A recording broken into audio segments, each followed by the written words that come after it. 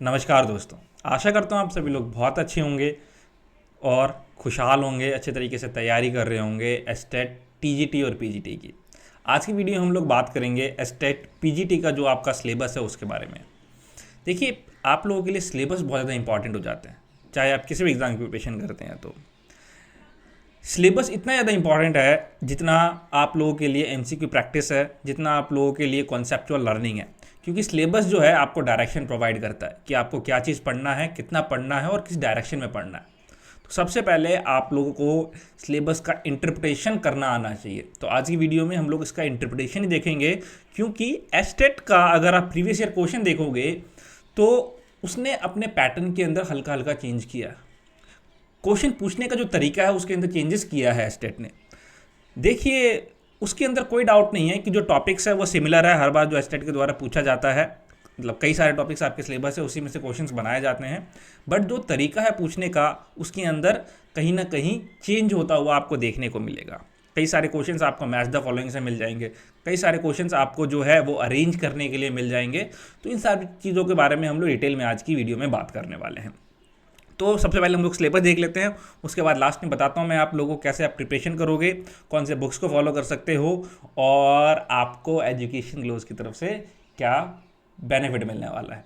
तो यूनिट 1 आपका क्या कह रहा है, पीजीटी फिजिकल एजुकेशन का सिलेबस। सबसे पहले आपको इसकी डेफिनेशन, फिजिकल एजुकेशन की डेफिनेशन, एम, ऑब्जेक्टिव्स पता होनी चाहिए। और हेल्थ एजुकेशन रिक्रिएशन भी यहाँ पे इन्होंने ऐड ऑन कर दिया है। दैट इज़ वेरी इंपॉर्टेंट कि फिजिकल एजुकेशन के साथ साथ आपको हेल्थ एजुकेशन और रिक्रिएशन का डेफिनेशन, एम और ऑब्जेक्टिव पता होना चाहिए। ठीक है।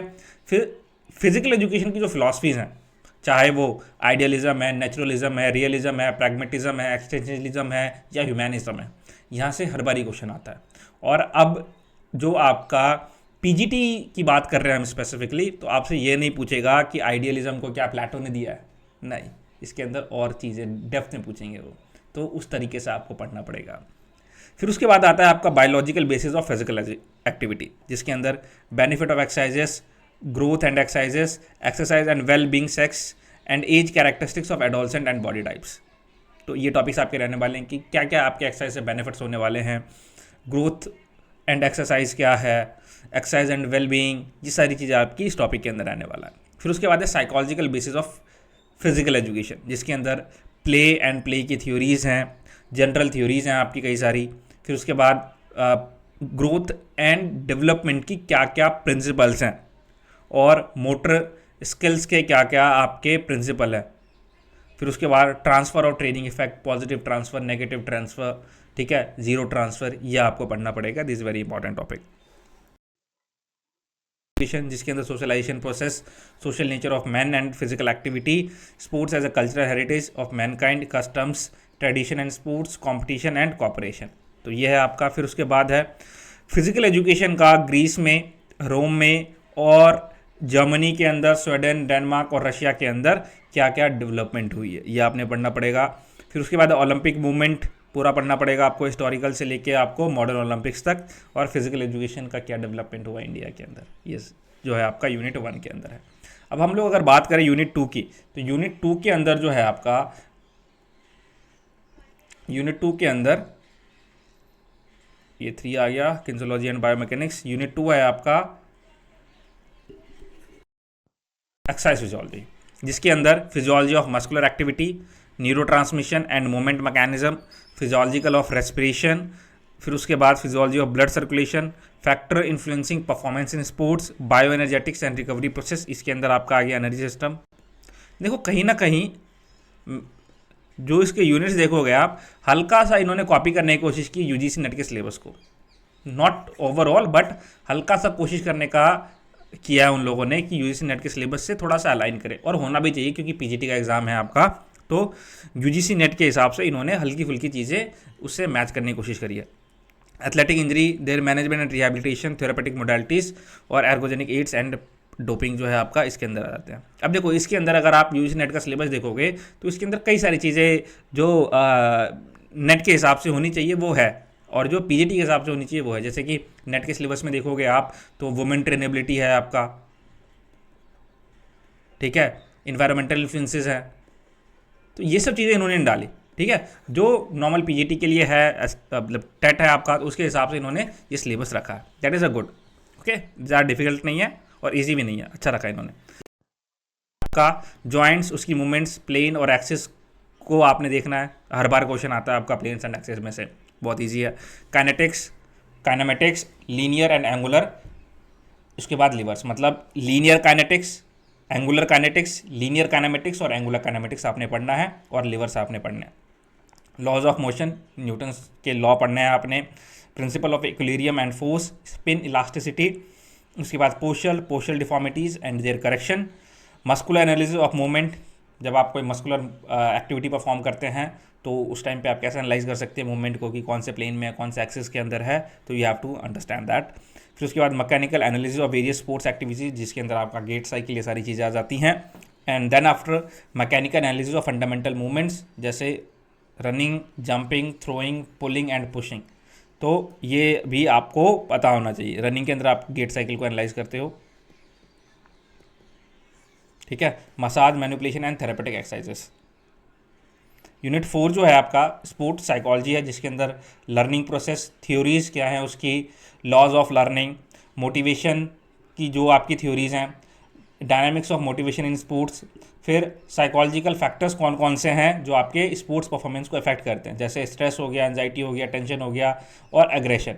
तो ये आपके जो है साइकोलॉजिकल फैक्टर्स हैं जो आपके स्पोर्ट्स परफॉर्मेंस को अफेक्ट करते हैं। पर्सनैलिटी क्या है, उसके डायमेंशन, उसकी थ्योरीज। फिर उसके बाद बोला है आपका individual difference and their impact on skill learning and performance. Group dynamics, team cohesion and leadership in sports, sociometrics, economics and politics in sports, और लास्ट नेक्स्ट पॉइंट है आपका मीडिया एंड स्पोर्ट्स, यूनिट 4 के अंदर। देखो मतलब कुछ भी डाल दिया है ना, मीडिया एंड स्पोर्ट्स के स्पोर्ट्स साइकोलॉजी के अंदर कोई लेना देना ही नहीं है। यूनिट 5 जो है आपका, उसके अंदर बात की है आपका करिकुलम डेवलपमेंट आता है यूनिट 5 के अंदर। अगर आप यूजी नेट का सिलेबस देखेंगे तो development of teacher education in physical education, professional courses in sports and physical education in India, professional ethics क्या है, फिर उसके बाद qualities and qualification of physical education personnel, principle of curriculum planning, course content for academic and professional courses, age characteristics of peoples and selection of activities, construction of class and school physical education time table. तो ये भी आपको पढ़ना पड़ेगा, इसमें से भी एक या दो क्वेश्चन आएगा, उतना इंपॉर्टेंट नहीं है आप लोगों के लिए ये वाला यूनिट। यूनिट 6 आप लोगों के लिए बहुत इंपॉर्टेंट होने वाला है, क्योंकि इससे अच्छे खासे क्वेश्चन आते हैं आपके एस्टेट के अंदर। हेल्थ गाइडिंग प्रिंसिपल कौन कौन से हैं आपके हेल्थ के और हेल्थ एजुकेशन के, न्यूट्रिशन क्या है, फिर उसके बाद हेल्थ रिलेटेड फिटनेस, ओबेसिटी और उसके management, environment and occupational hazards and first aid भी आ गया, यहाँ से भी आपका एक क्वेश्चन हर बारी आता है। कम्युनिकेबल डिजीज से एक बार क्वेश्चन आता है आपका हर बारी। School health programme and personal hygiene, theories and principle of recreation programme for various categories of people. तो ये था आपका यूनिट 6 हेल्थ एजुकेशन। इसमें से कुछ इंपॉर्टेंट टॉपिक्स तो बिल्कुल पढ़ के जाइएगा आप लोग। फिर उसके बाद आता है आपका स्पोर्ट्स ट्रेनिंग, जिसके अंदर सबसे पहला सब टॉपिक है characteristics and principle of sports training, training load and periodisation, training method and specific training program for development of various motor qualities, tactical and technical preparation for sports, short term and long term training plans, sports talent identification process and procedures, preparing for competition, build up competition, main competition and competition frequency, psychological preparation। देखिए थोड़ा systematic तरीके से इन्होंने arrange नहीं किया है, क्योंकि periodisation इसके यहाँ पे आना चाहिए आपका, ठीक है। इन्होंने स्टार्टिंग में लिख दिया training load and periodisation, rules of game and sports and there interpretation. तो ये आपका यूनिट 7 के अंदर है। यूनिट 8 के अंदर है आपका रिसर्च। क्या है यूनिट 8 के अंदर आपका रिसर्च है, nature and scope and type of research, formulation and selection of research process, sampling techniques, method of research, data collection, उसके टूल्स और टेक्निक्स, स्टैटिस्टिकल टेक्निक्स, जो भी आपका measure of tendency, mean, median, mode, फिर measure of variability, आपका standard deviation, quartile deviation, ठीक है, range, variance, ये इसके अंदर आपका आ जाएगा। फिर correlation, positive correlation, negative correlation, normal probability curve, T test, F test, ठीक है, काई स्क्वायर और जेड टेस्ट। तो ये आपके सारे टेस्ट आपको पढ़ने पड़ेंगे। हाइपोथेसिस टेस्टिंग के अंदर आ जाता है ये। फिर hypothesis formulation, types of hypothesis and hypothesis testing, ये आ गया। और लास्ट में राइटिंग रिसर्च रिपोर्ट। ये यूनिट 8 है आपका रिसर्च। यूनिट 9 है आपका test and measurement. Test and measurement and evolution. तो concept of test, measurement and evolution, principle of measurement and evolution, construction of and classification of test, criteria of test evolution. फिर उसके बाद ये सारे test हैं आपके कौन कौन से, motor fitness test, motor ability, motor educability, skill test for badminton, basketball, hockey, lawn tennis, soccer, volleyball,